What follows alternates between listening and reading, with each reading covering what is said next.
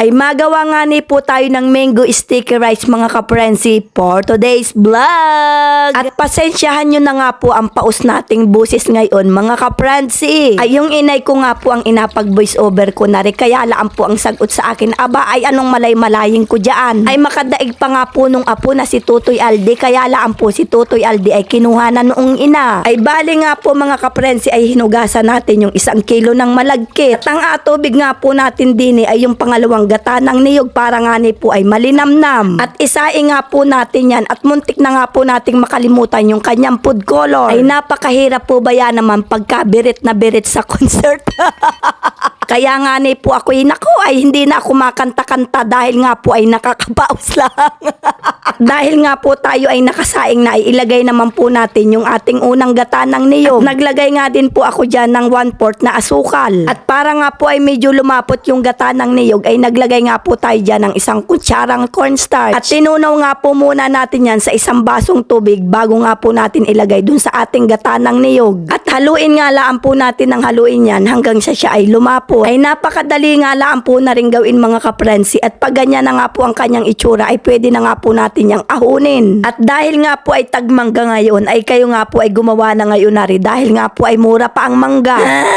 Ay talaga naman pong napakahirap magsalita ng paus pagka ganare. Ay ay kanta po ba yan naman ni Celine Dion yung kinanta ko, kaya ako'y napaus ng ganare.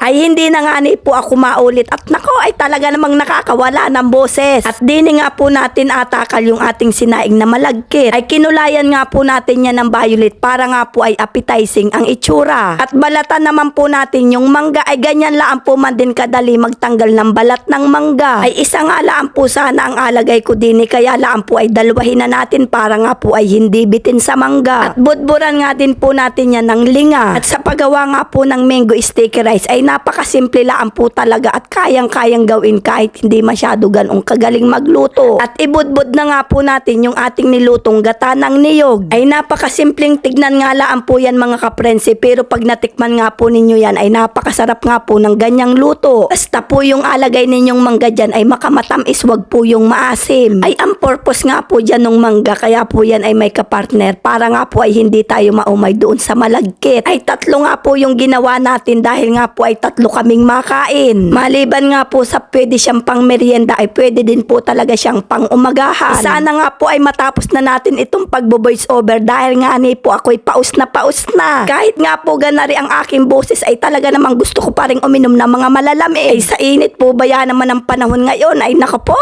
At ayan na nga po ang ating mango sticky rice. Kaya naman mga kaprensi, ano pang inaintay natin dyan? Sakmala na! At kahit nga po ang inay ay sarap na sarap sa ganaring luto, ay nadikit nga lang po sa pustiso nga ni. Hanggang sa susunod na video mga kaprensi, maraming salamat!